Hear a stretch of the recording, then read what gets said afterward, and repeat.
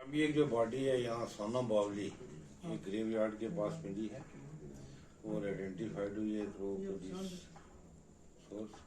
नाम है Abdul Jabbar son of Mamun खुशहाल, ये 21 ईयर्स आर ओ का सब्राड़ी है।